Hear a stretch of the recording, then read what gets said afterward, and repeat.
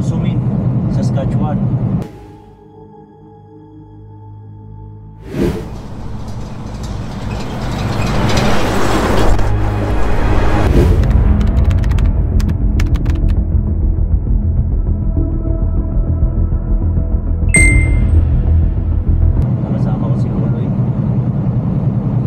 Makikita nyo yung highway natin ay napakarumi, madulas yan guys. Ang takbo lang natin nasa 74 km/h. So ang tapa ko ng accelerator kunti-kunti lang. Dahil pag madiin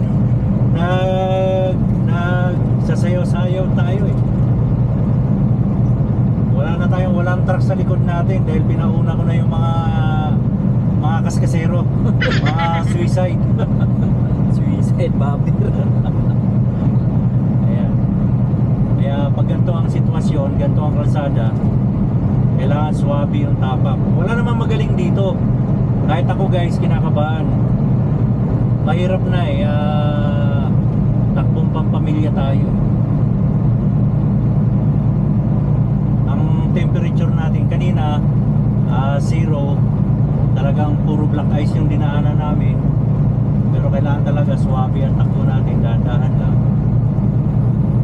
Eh ano naman yung daanan natin na passable. Tama ba kasi English, passable? Madadaanan. Ang problema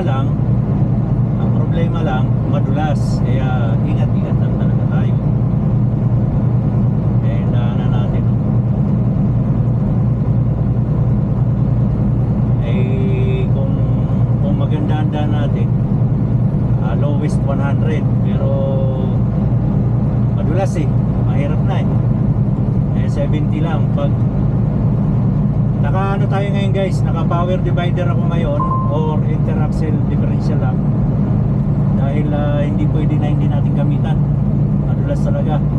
Ayan o, yung kasalubong natin mababagal din sila oh. Pero kung maganda ang daan, matutulin yung mga yan.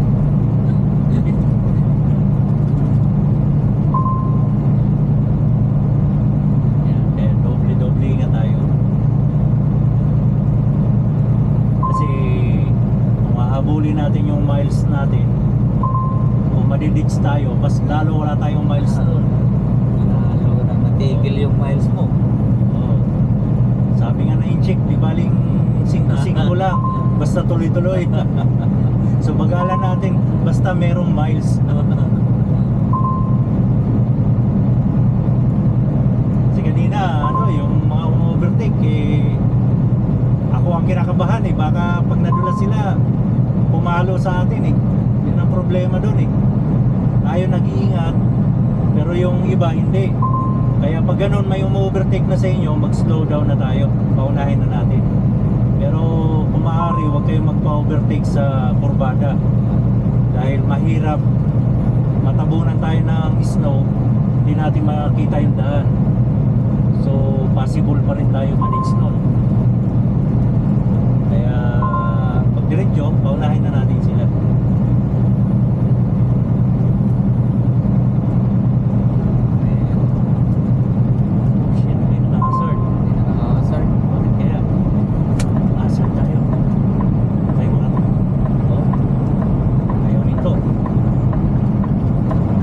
Tulad niyan guys, may ano sa unahan natin, malayo pa lang, mag-slow down na tayo dahil hindi tayo makapagpreno.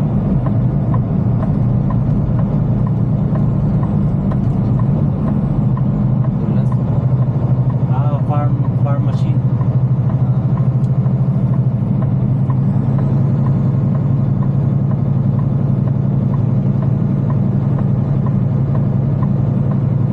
Malaking mananapot.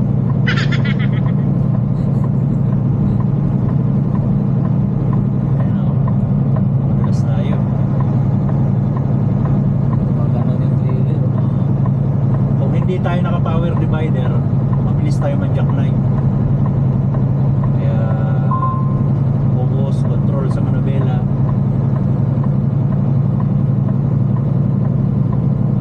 Pag overtake natin dyan, magbabagal tayo, paunahin natin yung mga matutulin kasi sa likod meron na eh.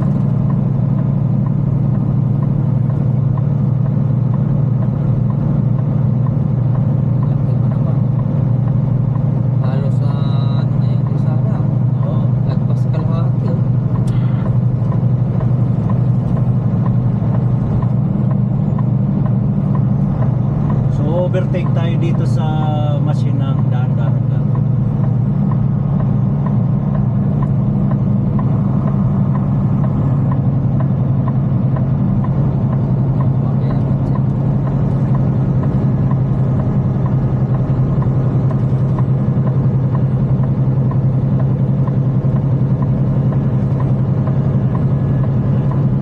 Ikot yung ano. Klaseng mananap to.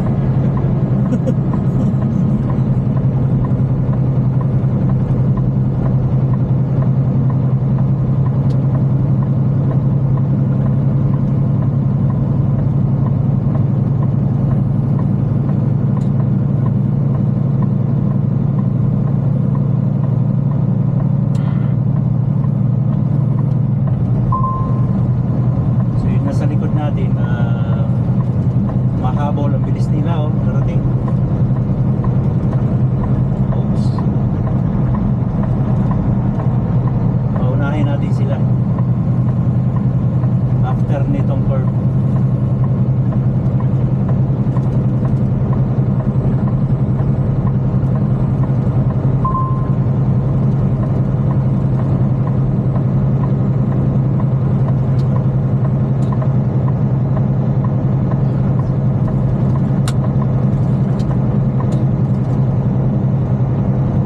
Sininyasan ko na yung sa likod natin na overtake.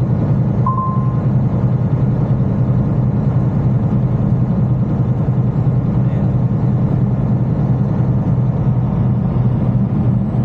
Ata oh.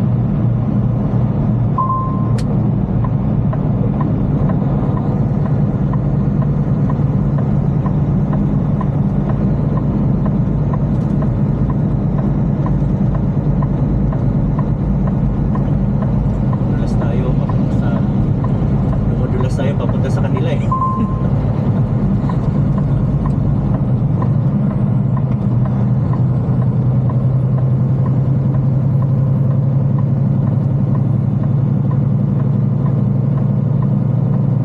So nakahinga na tayong maluwag guys.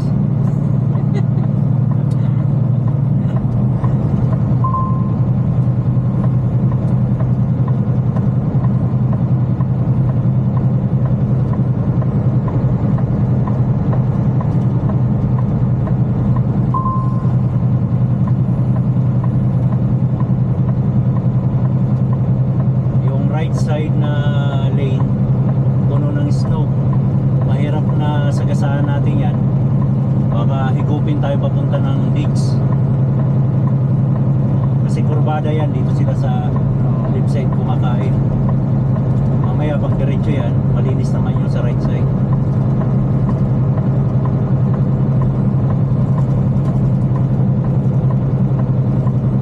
Kapag mahirap pag mga ganitong araw walang naglilinis no. Oo, weekend kasi pala ngayon, Sunday, kaya walang naglilinis. Pero pag weekdays, kasi government yan mga yan, o ano, day off din nila ng Sabado at Linggo eh. Kaya walang pasok.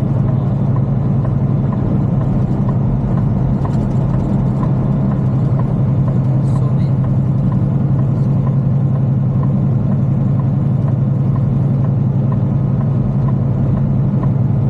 Oops. Pati sinihip tayo sa right side. Bilis kasi kotse, pinagbibigyan kita.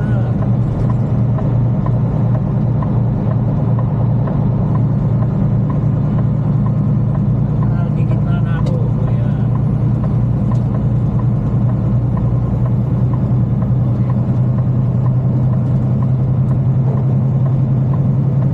Kailangan lagi rin tayo nakatingin sa side mirror para makita natin yung mga parating. Pagbigyan na natin, paunahin natin dahil mabagal tayo.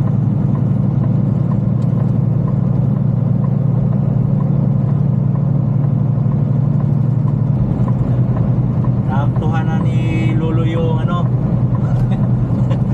yung nerve. Walang magaling dito sa ano, sa winter, walang magaling. Kahit na matagal na ako dito, ay basta ganitong sitwasyon, nakakaba talaga, nakakaba. Pero ang kaba ko kunti na lang. Hindi katulad ng bago na lang. Malaki pa yung hindi, hindi katulad ng bago, buo hanggang pa ako nininervyos. Yung namamanhid ka sa nervyos. Oo. Tapos hawak mo sa manubela parang minig ba? Talagang mahigpit yung hawak mo ng Oo, manubela eh. Winter na winter, papawisan yung kamay mo eh. Pero ngayon parang may may tumutusok-tusok lang konti eh. Pero dati talaga mamamanhid talaga eh. Kala mo tatayo yung mga balahibo mo eh. Oh, kaya hindi ka sanay talaga sa ganito. Hindi mo alam kung titingin ka sa side mirror dahil baka mawala ka sa daan.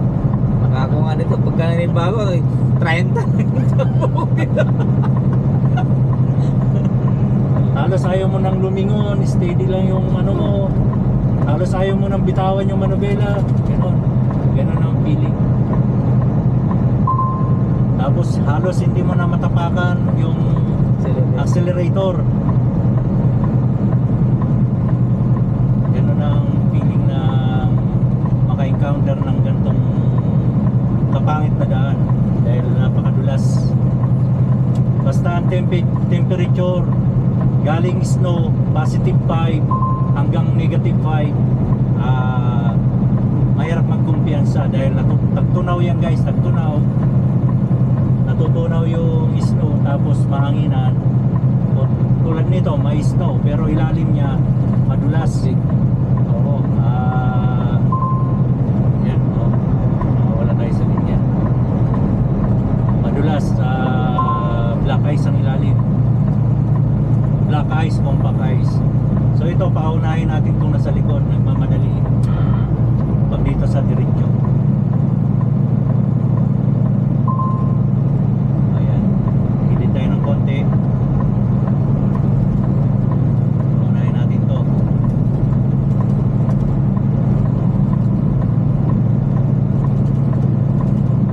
Tingnan mo, ito mga sila guys, ito, yan.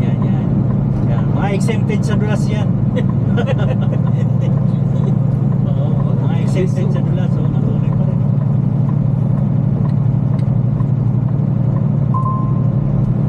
Tayo, hindi tayo kasali dyan eh. Bahala ko kayo dyan. Una kayo kung gusto nyo. So yun lang, paalala, basta di baling mabagal, basta surely but surely tayo. Slowly but surely. Slowly but surely. Surely but surely. Oo, yun. Basta sure lang tayo. So yun, takbong pogi lang. Tignan mo yung pickup. La. Ay, loko. Sige. Ito na siya oh. Grabe lakas ng loob naman oh. Tagilid na siya eh. Naka all-wheel drive.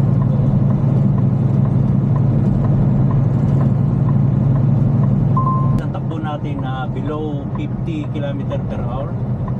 Nasa 41 km per hour ang takbo ko ngayon. Dahil yung nasa unahan natin, kung makikita nyo, sobrang bagal na nila. So ibig sabihin nakaramdam sila ng dulas. Dahil yung mga driver na yan, natutulin ng takbo ng mga yan. So kailangan distansya lang tayo dahil pag magprenuhan, at least malayo tayo sa kanila. Yan. Madulas kasi dahil ang temperature natin ay positive 1. Compact ice, sa ilalim black ice.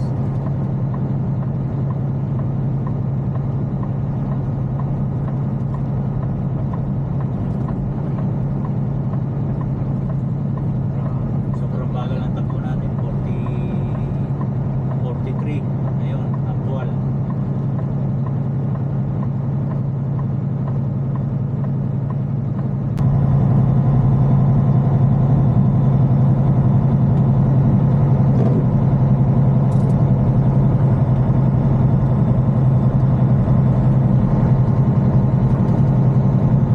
Ayan guys, takbo natin 40 km per hour. So hataw yung ibang sasakyan sasakyan, kotse, truck. Takot yung kotse. So itong car carrier nagpupumilit. Ayun, nakita niya yung guhit. Lalakas ng loob niya dahil nakita niya yung guhit. Ayan. Kotse pa naman karga mo. Marami kang reserva. So ganyan yan guys pag ano, overtake na, lalo kung matuloy yan, mabablind tayo. Pati na lang mabagal.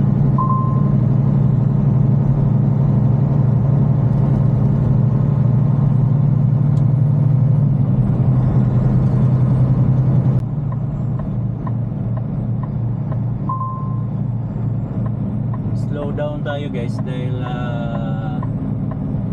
may nahulog na SUV.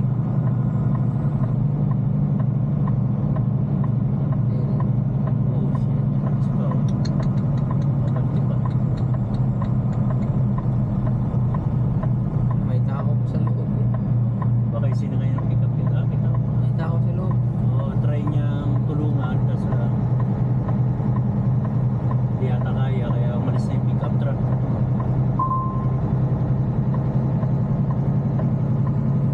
So, madulas talaga guys. So may tumulong naman na pick up. Kaso lang di yata kaya. Hindi rin tayo pwede huminto dahil danger. Didisgrasya lang tayo.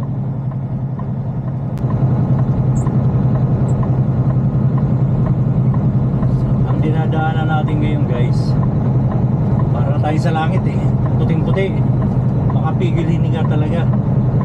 So ang takbo lang natin 66 km per hour dahil madulas. Nagpapawisan na yung kamay ko.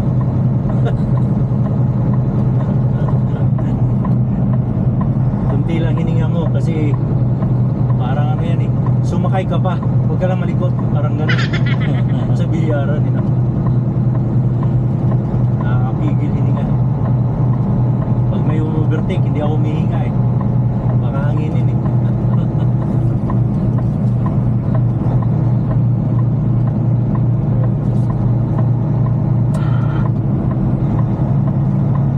Oh, nabutan na natin yung mga wide load oh. Wide load na yan, nagbagal pa oh.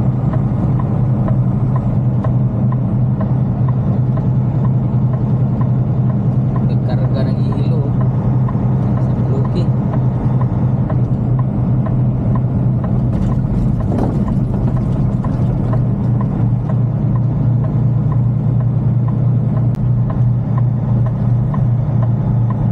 So yun guys, napaka ano na natin. So paunahin natin tong ano, bumbero. Shit. Ikot tayo pilit. Paunahin natin tong bumbero dahil may emergency. Pero na. Sprayan mo na ng hilo para ano. Daing sunog. Yan. Group na yung ano, group yung nasa gasaan natin, ibig sabihin gilid na tayo.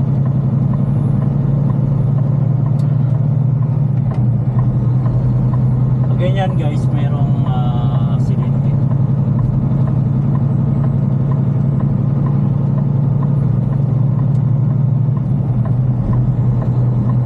Nakapigilin niya.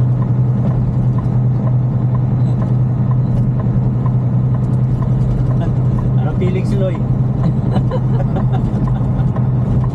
Pag-ibig ka sanay talaga. Hindi mo na alam kung saan yung Kalsada? kalsada niyan eh, oh. Puro na puti, oh.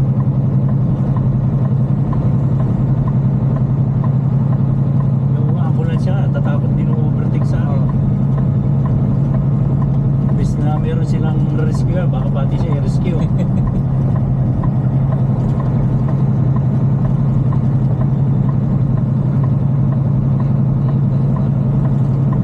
Merong mapilit na kotse na overtake guys. Hindi naman tayo pwede gigilid dahil yung bakat ng gulong nandito sa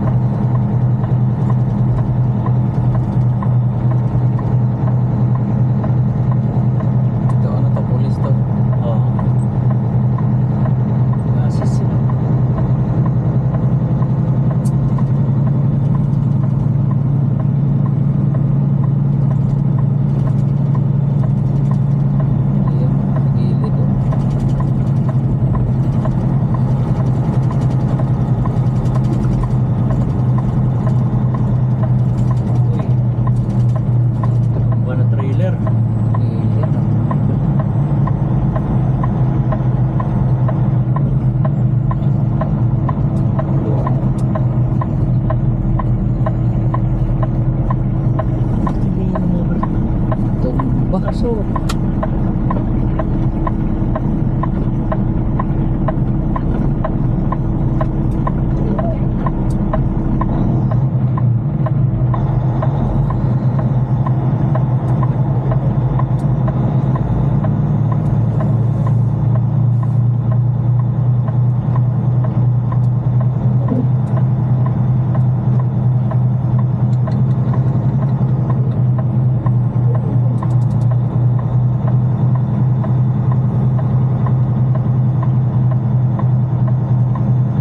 Ano talaga, alirto talaga sila ano, pagka mga ganito, no?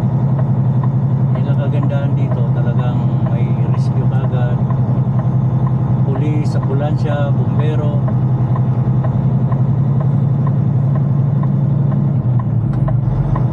Kasi kanina okay pa eh. Ang weather, Oo. ang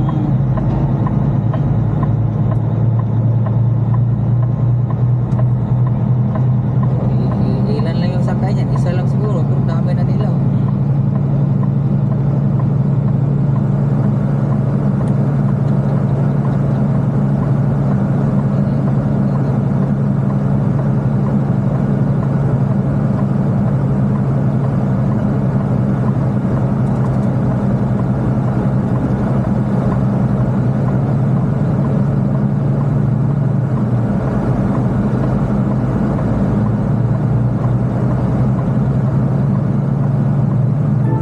Hindi na siguro yun dito, no?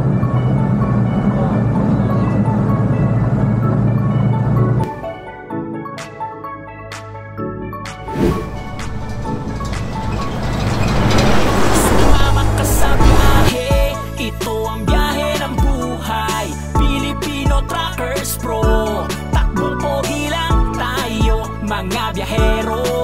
Filipino Truckers Pro, siya ang kasama nyo. Sumama ka sa biyahe, ito ang biyahe ng buhay. Filipino Truckers Pro, takbo pogi lang tayo mga biyahero. Filipino Truckers Pro, siya ang kasama nyo. Isasama kayo saan man bumiyahe at magpunta. Filipino Truckers, kahit mabigat man ang dala, buhay dapat merong tiyaga, mahirap man di atras. Yan ang Pinoy, laging malakas. Handa anumang dumating na bukas, di magpapatay.